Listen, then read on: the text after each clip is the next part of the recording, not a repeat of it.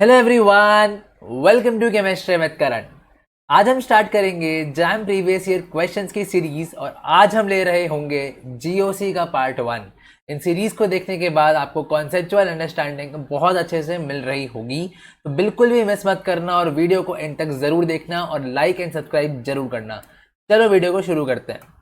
पहले देख लेते हैं about me. I have got AIR 83 in IIT jam 2021 examination. चलिए भाई, हमारे सामने स्क्रीन पे आया है पहला क्वेश्चन। आप पहले इस क्वेश्चन को खुद से ट्राई करें, वीडियो को पॉज करें, खुद से ट्राई करें। अगर आप कर पाते हैं तो बहुत अच्छी बात है। ये क्वेश्चन है जैम 2018 का और क्वेश्चन कहता है the compound that contains the most acidic hydrogen. इसका मतलब ये क्वेश्चन किस टॉपिक से है? एसिड बेस केमिस्ट्री से क्वेश्चन है। ठीक है, अब देखो बेटा, अगर आपके पास, मैं आपको कोई और कलर लेके चलता हूँ वरना आपको मैं समझा नहीं पाऊंगा क्योंकि रेड रेड से रेड रेड दिक्कत हो जाएगी। अगर हमारे पास कोई यहाँ पे एसिड है Ha, सपोज करो कोई भी एसिड है Ha, तो वो अगर एसिड है तो क्या करेगा? डिसोसिएट होके हमें क्या देगा? H+ दे रहा होगा और उसका कॉन्जुगेट बेस बन रहा होगा A-। ये इक्विलिब्रियम रिएक्शन है। अब जितना ज़्यादा तुम्हारा A- स्टेबल होगा उतना ही तुम्हारा एसिडिटी बढ़ रही होगी, उतना ही स्ट्रॉन्गर एसिड होगा। तो हम क्या लिख सकते हैं? Acidity is directly proportional to stability of the anion. बहुत इंपॉर्टेंट बात है, कभी भी एसिडिटी पूछे प्रोटॉन को निकाल के बाहर फेंक दो, जो रिजल्टिंग एनायन बचेगा उसकी स्टेबिलिटी देख लो। जितना ज़्यादा स्टेबल होगा एनायन उतना ही ज़्यादा स्टेबल होगा, उतना ही तुम्हारा एसिडिटी ज़्यादा होगा। ठीक है, अब मेरी बात ज़रा ध्यान से सुनना।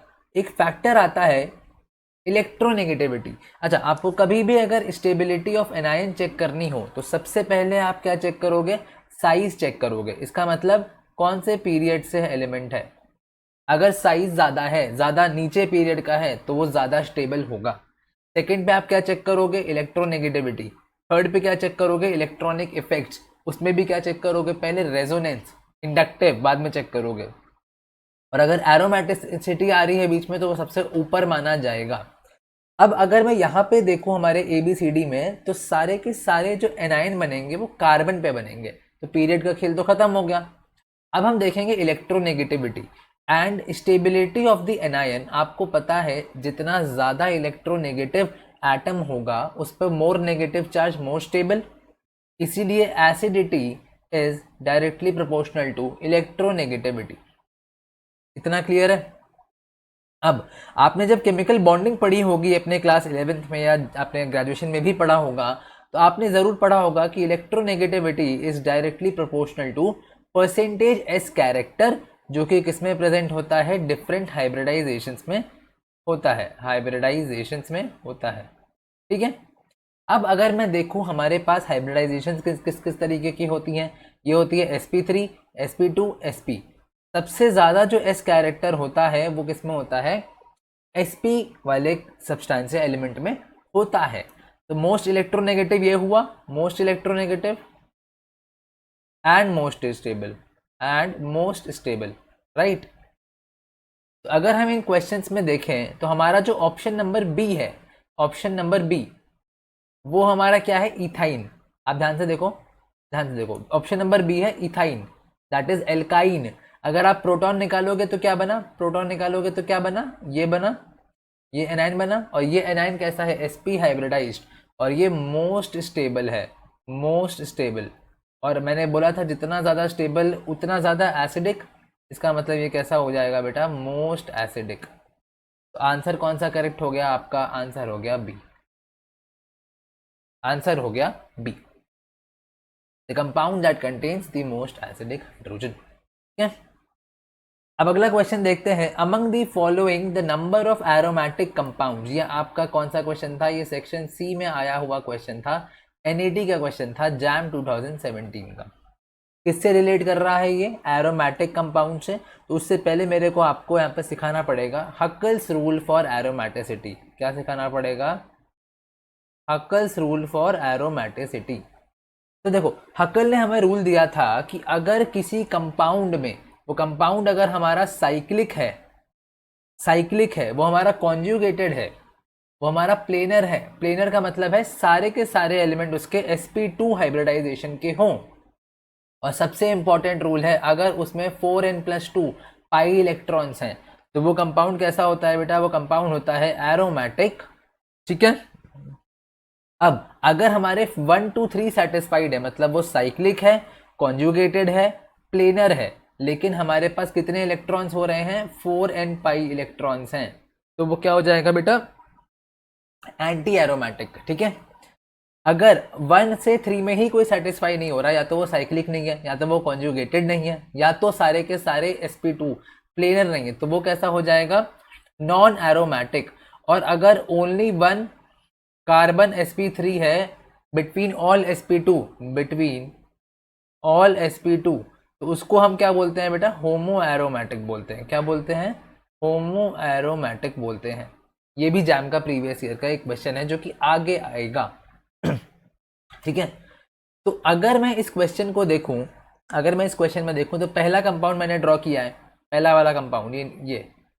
तो यहाँ पे देखो सारे के सारे कार्बन sp2 हैं, सारे के सारे एलिमेंट sp2 हैं। ठीक है, सब sp2 है। अब ऑक्सी और साइक्लिक तो है ही, अब प्लेनर हो गया, कॉन्जुगेटेड भी है ही। अब चेक करते हैं लोन पेयर।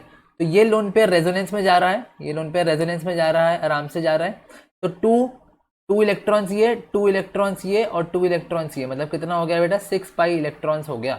6 पाई इलेक्ट्रॉन्स है तो ये कैसा हो गया बेटा? एरोमेटिक। मैं एरोमेटिक लिख रहा हूं। अब यहाँ पे देखो आप, इसको मैं ए लिखता हूँ। ठीक है। यहाँ पे देखो, इधर क्या है बेटा? इधर भी नाइट्रोजन रेजोनेंस में है, इधर ये वाला नाइट्रोजन भी रेजोनेंस में है। सारे के सारे कार्बन sp2 हैं, सारे के सारे कार्बन sp2 हैं। टोटल इलेक्ट्रॉन्स 2 इलेक्ट्रॉन्स, 2 इलेक्ट्रॉन्स और 2 इलेक्ट्रॉन्स, तो कितना हो गया बेटा?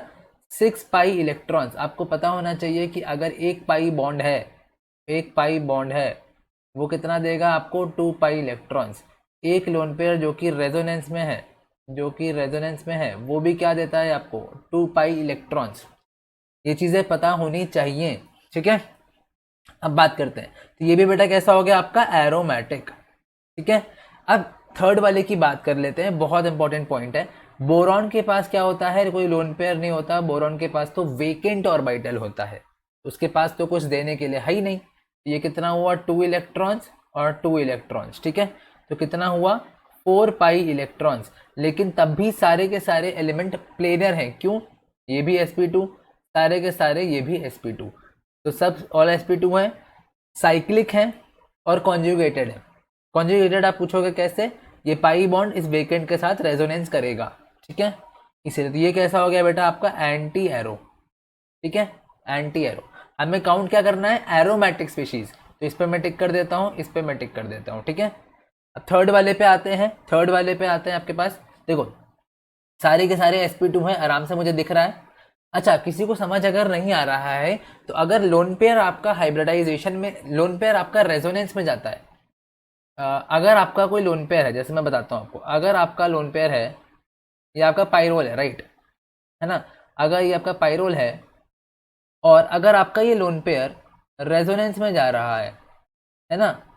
तो अगर ये रेजोनेंस में जा रहा है तो यहाँ पे ये हाइब्रिडाइजेशन में काउंट नहीं होगा, और यहाँ पे जो नाइट्रोजन की हाइब्रिडाइजेशन होगी वो आपकी sp2 ही होगी। बात समझ में आई? काउंट नहीं करते क्योंकि हमारा वो रेजोनेंस में जा रहा है, इसीलिए। ठीक है। तो अब बात आती है साइक्लिक है, कॉन्जुगेटेड है। अब मैं यहाँ पे चेक कर लेता हूँ आपका इलेक्ट्रॉन्स। ये देखो ये रेजोनेंस में जाएगा। अब एक और इम्पॉर्टेंट बात, जो हमारा डबल बॉन्डेड नाइट्रोजन होता है वो कभी भी रेजोनेंस में नहीं जाता, वो कभी भी रेजोनेंस में नहीं जाता। क्यों नहीं जाता? क्योंकि उसका ऑर्बिटल डिफरेंट प्लेन में होता है। ठीक है। अब वो सब हम डिटेल्स कभी बाद में देखेंगे। तो हमारा क्या हो गया? 6 पाई इलेक्ट्रॉन्स। तो ये कैसा हो गया बेटा आपका? एरोमेटिक। इंटरेस्ट नहीं छोड़ना है, वीडियो के एंड तक बने रहना है, हमें डीप में करना है, क्योंकि जो बच्चों को दिक्कत होती है उनको भी अच्छे से समझ में आता रहे। और ये कंपाउंड तो कैसा है आपका? ये कंपाउंड तो अच्छा खासा आपका क्या है? थायोफीन है, एरोमेटिक हेट्रोसाइक्लिक कंपाउंड, पता होना चाहिए आपको। तो ये तो एरोमेटिक है ही। तब भी आप देख लो ये रेजोनेंस में जाएगा, ऑल sp2, 6 पाई इलेक्ट्रॉन्स, तो ये भी एरोमेटिक है। आपसे NAT पूछा गया था तो 1 2 3 एंड 4, तो सीधे सीधे आंसर आ गया बेटा 4। सीधा आंसर आ गया 4। ठीक है,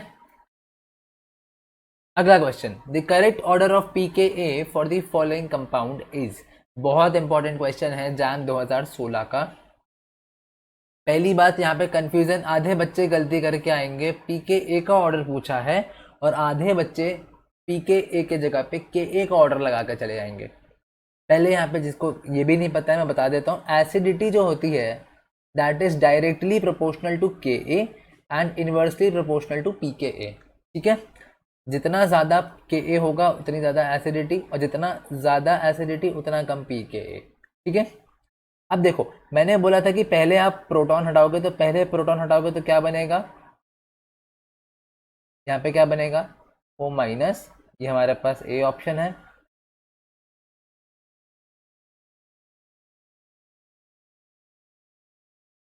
ठीक है, आपको पहले प्रोटॉन हटा देना है ताकि आपका एनायन बन जाए, कोई ना कोई एनायन बन जाए। ठीक है, ये आपका सी और आपका डी। ठीक है, तो बात आ गई, अब आपको नेगेटिव को स्टेबल करना है, एक्सेस इलेक्ट्रॉन को खींचना है, जितना ज़्यादा वो खींचेगा उतना आपकी स्टेबिलिटी और एसिडिटी बढ़ेगी। इसलिए मैंने यहाँ पे लिखा है acidity is directly proportional two electron withdrawing substituent and is inversely proportional two electron donating. जितना ज़्यादा इलेक्ट्रॉन आप दोबारा फेंकोगे उसकी तरफ, डोनेट करोगे, उतनी एसिडिटी कम हो रही होगी। इसीलिए बेटा देखो, acidity is directly proportional to minus M and minus I and is inversely related to plus M and plus H and plus I। क्योंकि जितना आप इलेक्ट्रॉन दे दोगे उतना नेगेटिव इसके ऊपर इंटेंसिफाई होगा और वो उतना ही अनस्टेबल होगा। इसीलिए एसिडिटी माइनस एम और माइनस आई से स्टेबल होती है। आपको पता है माइनस एम और माइनस आई में किसको प्रायोरिटी देना है, आपको माइनस एम को प्रायोरिटी देना है, और इसमें आपको किसको प्रायोरिटी देना होता है, सबसे ज़्यादा होता है प्लस एम। ठीक है, फिर क्या होता है रेजोनेंस पाई बॉन्ड वाला, फिर होता है प्लस एच, फिर होता है प्लस आई। ठीक है, और समझ में आया ये चीज़। अब हम देखते हैं, और आपको एक और चीज़ मैं यहाँ पे बता दूँ, बहुत इंपॉर्टेंट चीज़ आपको मैं बता दूँ यहाँ पे, कि अगर हमारे पास बेंजोइक एसिड है, मतलब बेंजोइक एसिड है, ये सबसे ज़्यादा स्टेबल होता है, क्योंकि यहाँ पे इसका भी माइनस आई इफेक्ट लगेगा और ये यहाँ पे अपने आप में एक अच्छे खासे रेजोनेंस में इन्वॉल्व है, इसलिए ये मोस्ट एसिडिक होता है। इसके बाद कौन से एसिड आते हैं, कार्बोक्सिलिक एसिड आते हैं। कार्बोक्सिलिक एसिड भी, क्योंकि ये अपना अच्छा खासा ये भी इक्विवेलेंट रेजोनेंस कर रहा है। ठीक है, O माइनस पे ही आगे जाके चार्ज जा रहा है, तो इसीलिए ये बहुत ज़्यादा एसिडिक होते हैं। तो देखो सबसे ज़्यादा एसिडिक कौन हुआ, सी। मैं एसिडिटी का ऑर्डर लगाऊं अगर, सबसे ज़्यादा कौन हुआ, सी। फिर कौन हुआ, डी। फिर देखो यहाँ पे नाइट्रोजन क्या लगाएगा, नाइट्रोजन पैरा पोजीशन पे क्या लगाएगा अपना प्लस एम, तो ये क्या करेगा, डीस्टेबलाइज करेगा। इसका मतलब सबसे लीस्ट एसिडिक कौन हो जाएगा, बी। फिर बीच में कौन आया, ए। लेकिन आपको अगर के का ऑर्डर लगाना होता तो ये भी यही होता। अगर आपको पीके का ऑर्डर लगाना है तो क्या हो जाएगा बेटा, बी, फिर ए, फिर डी, फिर सी। तो आंसर आ गया बेटा option number B. I hope आपको ये समझ में आया होगा। चलो भाई, last question for this part 1। हम अगले पार्ट में बाकी क्वेश्चंस देखेंगे। The correct order of rate of solvolysis for the following compound is. अब पहले तो मेरे को सॉल्वोलिसिस समझाने दो। सॉल्वोलिसिस का मतलब क्या होता है बेटा, सॉल्वोलिसिस का मतलब होता है कि सॉल्वेंट पार्ट लेगा, इसका मतलब पहली बात तो ये न्यूक्लियोफिलिक रिएक्शन है। ठीक है, न्यूक्लियोफिलिक रिएक्शन है, वो भी कौन सी है बेटा, SN1 रिएक्शन है, SN1 रिएक्शन। और अगर आपको पता हो तो SN1 रिएक्शन में, SN1 रिएक्शन में आपका कार्बोकैटायन इंटरमीडिएट बनता है। ठीक है, कार्बोकैटायन इंटरमीडिएट बनता है। सो यहाँ पे होगा क्या, मान लो अगर मैं कोई कार्बोकैटायन बनाऊं, मान लो जैसे कि मैं आपको एक एग्जांपल थोड़ा सा लेके देता हूँ, आर, इस पूरे ग्रुप को मैं आर लिख दूं, अगर मैं पूरे ग्रुप को आर लिख दूं, ठीक है, मैं लिख दूं आर बी आर, और मैं पानी लिख दूं, यहाँ पे मैं क्या करूं, सॉल्वोलिसिस, तो क्या बन जाएगा, आर पॉजिटिव। अब जितना ज़्यादा ये आर पॉजिटिव स्टेबल होगा तभी तो ये आगे रिएक्शन में जाएगा। समझ रहे हो बात को, तभी तो ये आगे रिएक्शन में जाएगा। तो rate of solvolysis is directly proportional to stability of intermediate, directly proportional to stability of intermediate. ठीक है, अब मैं सारे इंटरमीडिएट बना के दिखाता हूँ आपको। ये हमारा रिएक्शन था, मैंने यहाँ पे सॉल्वोलिसिस करी। अब हमारा इंटरमीडिएट बना, हमें उसकी स्टेबिलिटी देखनी है। पहला वाला इंटरमीडिएट आप देखो क्या है, 4 पाई इलेक्ट्रॉन्स प्लेनर कॉन्जुगेटेड। तो क्या हुआ, हकल रूल के अकॉर्डिंग मैंने आपको अभी बताया, that will be anti aromatic. और एंटी एरोमेटिक क्या होता है, मोस्ट अनस्टेबल।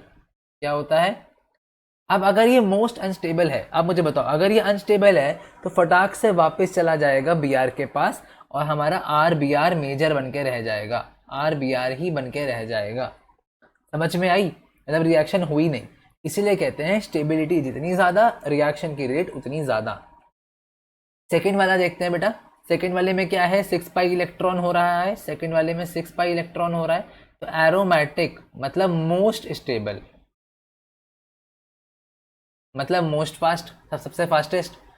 सेकेंड और थर्ड वाले में क्या है, नॉर्मल सा रिएक्शन है, कोई बस एक रेजोनेंस हो रहा है। बस यहाँ पे अगर आप देखो तो बेंजीन के साथ आपका रेजोनेंस हो जाएगा, दैट्स इट। आपका बेंजीन के साथ रेजोनेंस हो जाएगा, बाकी कुछ नहीं है। आपका ये बेंजीन के साथ रेजोनेंस चल सकता है, ठीक है। बट हाँ, एटलीस्ट एंटी एरोमेटिक से तो ज़्यादा स्टेबल होगा, ठीक है। तो स्टेबिलिटी का ऑर्डर क्या हो जाएगा बेटा, स्टेबिलिटी सबसे ज़्यादा क्या हो जाएगी, सबसे ज़्यादा स्टेबिलिटी हो जाएगी सेकेंड की, ठीक है। फिर आएगा बेटा थर्ड, फिर आएगा फर्स्ट। यही क्या हो जाएगा, यही हो जाएगा आपका सॉल्वोलिसिस का rate, 2 greater than 3 greater than 1। बात समझ में आई आपको। तो आंसर क्या हो जाएगा आपका, option number D, option number D, ठीक है। यही हो गया आपका ऑप्शन नंबर डी। आई होप आपको ये चारों के चारों क्वेश्चंस बहुत अच्छे से समझ में आए होंगे। मैं ऐसे ही डीपली बताऊंगा, क्योंकि जिनको अगर नहीं आता है अच्छे से कॉन्सेप्ट, वो भी सीख पाए। मुझे सबको साथ में लेके चलना है, ठीक है। इसीलिए आपको पेशेंस रखना पड़ेगा। आप भी दोबारा रिवाइज करो, तभी आपकी रैंक बहुत बूस्टअप हो रही होगी। मिलते हैं यार अगले वीडियो में जीओसी पार्ट 2 के साथ। तब तक के लिए टेक केयर, बाय बाय।